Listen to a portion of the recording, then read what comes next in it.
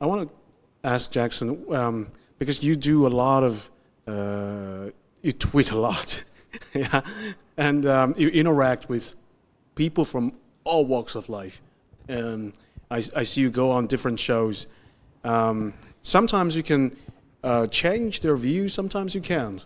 And sometimes you go into the shows knowing that there's this very strong hostility against you. They will call you all sorts of bad things, Russian spy, to name a few. Okay, so why do you want to still go there? You seem to have it's kind of a missionary conviction that you want to change them, make an effect. Well, I think it's twofold. The reason why I and everyone up here does the work we do is because point A is we see that there is a lot of injustice in this world.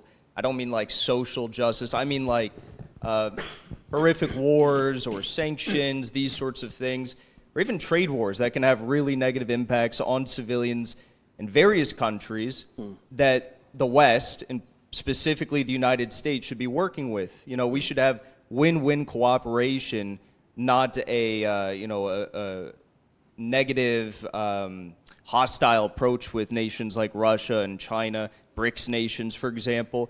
My dream would be for the United States to integrate with, BRICS and the Belt and Road Initiative. I know it's funny, but the Russians laugh too when I say that. But it is a dream. I think it'd be beautiful.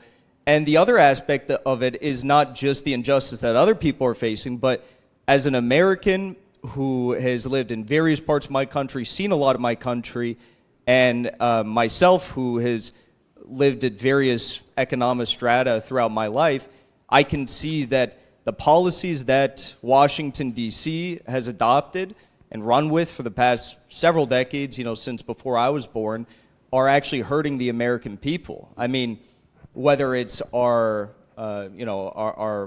outsourcing of American jobs, whether it's the hyper-focus on Wall Street and financial capital, reigning above all else, reigning above manufacturing, like good jobs that our people need, whether it's the wars and the foreign policy. I mean, none of that helps actual Americans. So when you talk about when there are very negative things in the world happening, like war and certain atrocity, and America is telling its people sort of, it's okay, just look the other way, because those people, they do not have a democracy. There's, this implicit understanding is that they deserve that because they are inferior.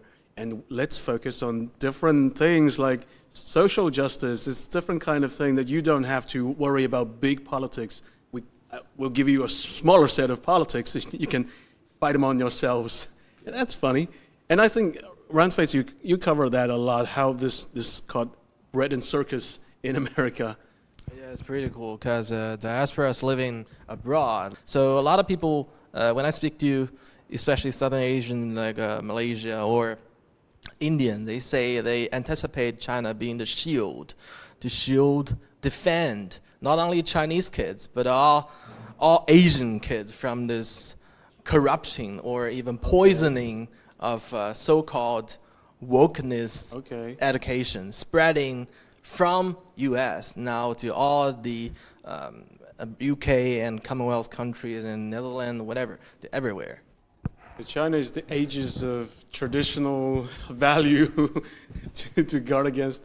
What do you think, Grayson? I think the irony is that what communists have been criticized for, by the right especially, is being anti-traditional, being the kind of vanguard of just like abstract and anti-popular trends. And there's a degree to which the culture war is very important.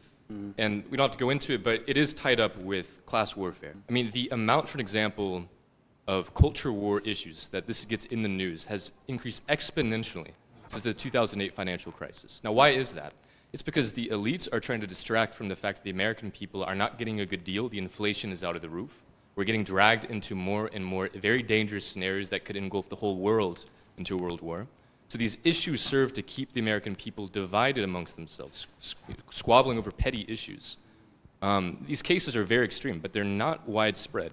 The reason why the media pays so much attention to them, I think, is because, number one, it makes money, right? These are very lucrative stories. The other reason is that it keeps people dumb. It keeps them fighting over things that don't ultimately affect them.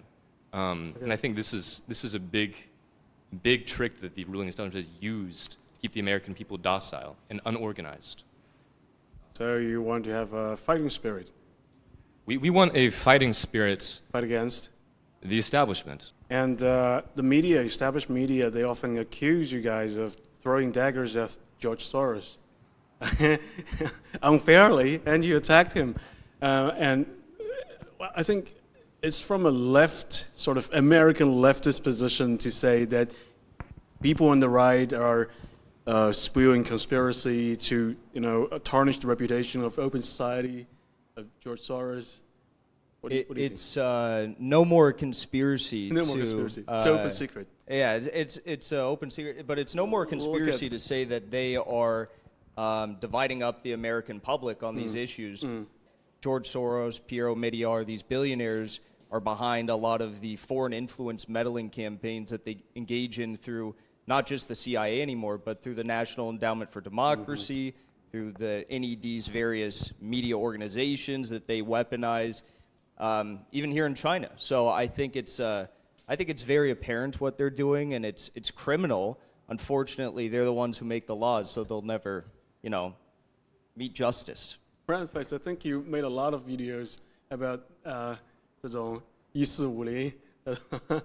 More like falling into money, okay? No matter like political, those vague, very big, complex, abstract concepts. I just want to follow the money. Take the, what you said, the removal and the spread of wokeness, especially telling kids to trans their gender. The money, where the money goes, the big pharma, right? Once you accept that your gender is not your gender, the big point is you need to continuously changing your gender. If you're not changing, you're not taking drugs. Right? Once you accept your gender is not your gender, you need to change your gender. Then surgery comes. You need the inflammatory drugs. And with your age growing, the testosterone and other hormones fluxing, you need to take more supplements. Right? That's huge money. So considering U.S. as a, no offense, like it was like the 20% of GDP, right, for the U.S. right now.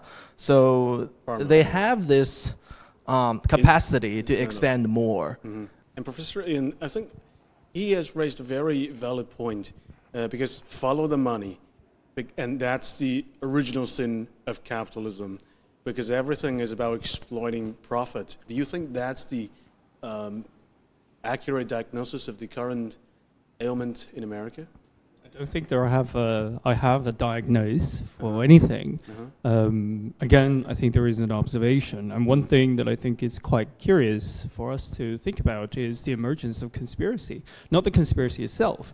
By reviewing the sheer fact that the conspiracies start to emerge, it reflects that people are unhappy. There are general curiosities and concerns and uneasiness among the general public, not only just in the States, but across the world, to feel that they are not in control of the daily life that they are familiar with. And that could invite us to ask further questions, which is why there is a shared feeling across the world. And the further question we could inquire is what sort of impact conspiracy would have on a society, on particularly a society that is claimed to build on democracy and to build on enlightened individual, educated individual participating in political activities, in elections, in creating a better society. And the sheer fact that that there are a huge growing number of people subscribing to conspiracy theory shows that the foundation of the democratic narrative, at least in the States, is shattered. Because, I mean, when you call someone a conspiracy theorist, even though you're not necessarily a conspiracy theorist, but you're being called as conspiracy theorists, shows the fact that you are already considered as not enlightened, not educated, not a proper individual who should get involved in a democratic debate. And they're discrediting the opponent by calling you a conspiracy theory. Sort of this kind of a confrontational status between people calling each other conspiracy theory, the floating of conspiracy theory in the United States, and not only that, in many of the democratic society that I lived in Europe, this is quite dangerous. It's shattering the pillars of democracy. I want to add